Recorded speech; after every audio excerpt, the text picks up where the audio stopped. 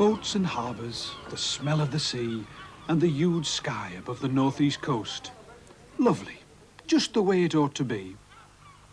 But when it comes to finding the town centre, that's a different story, because here everything's topsy-turvy.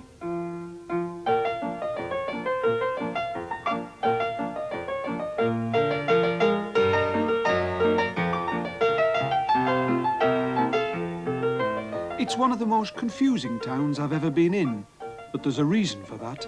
It's history. Modern Blyth is made up of two distinct 19th century towns, South Blyth and Coopen, that were separated for years by a muddy tidal stream, Blyth Gut. About 80 years ago, all this was dramatically changed.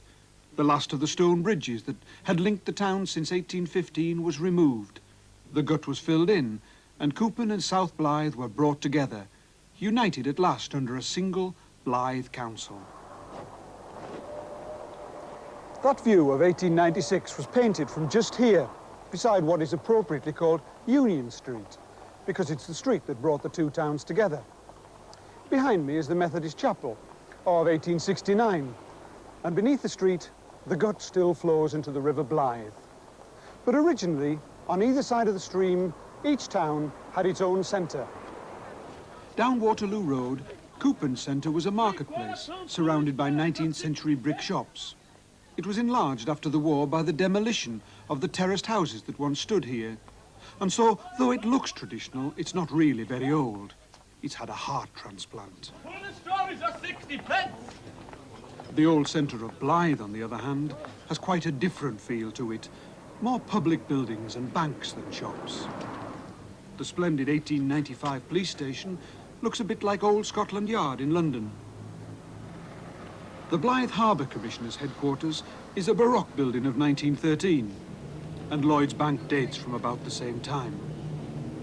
And so, throughout the newly united towns of Blyth and Coopen, there are good bits to enjoy. Its churches, for instance.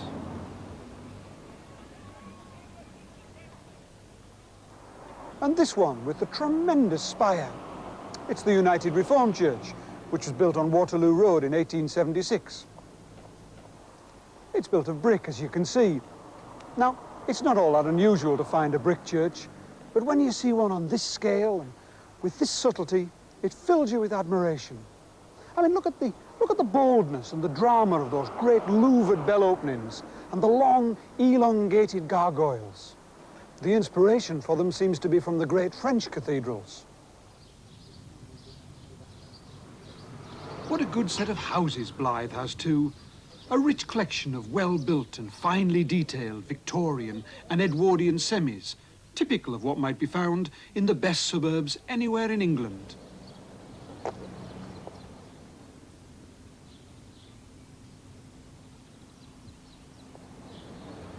But Bath Terrace is something else. The central building that has given the terrace its name contained cold and warm and vapour baths about 150 years ago, no doubt used by the well-off ship owners who lived in the rest of the terrace. But what's that sticking up over the roof? I'll bet you don't have one of these in your back lane. So it's a lighthouse.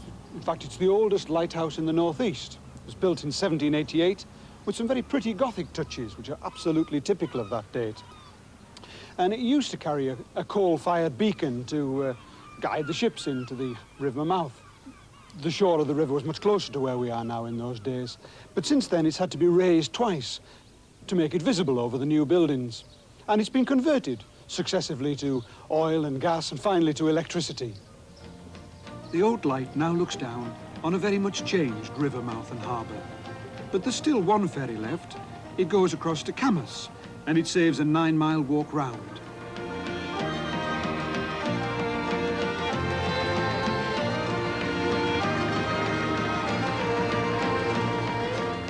Although Blyth has been a major salt, wood and coal port for over 250 years, its present harbour works date from after 1882, when the Harbour Commission was set up.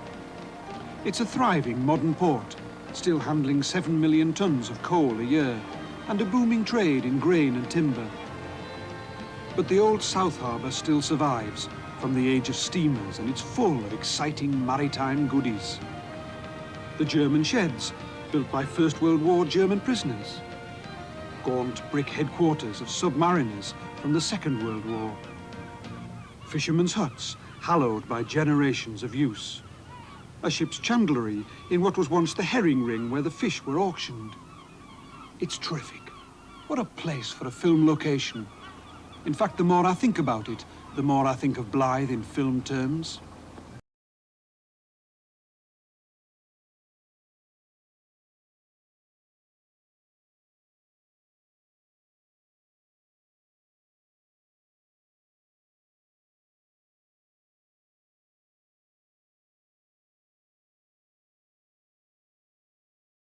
Store their imported alumina powder.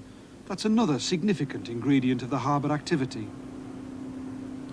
But if you look back onto Blyth from the camera's side, you're looking back into history.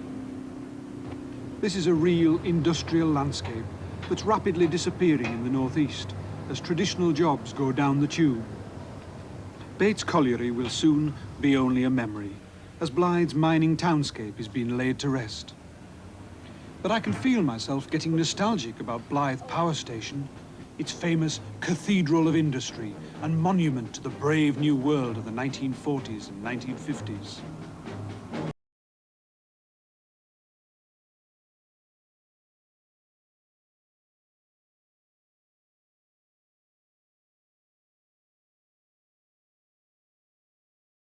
Wooden staiths. They're one of only 2 left in the northeast, and they're listed so they can't be pulled down. To my mind, this is a fantastic structure.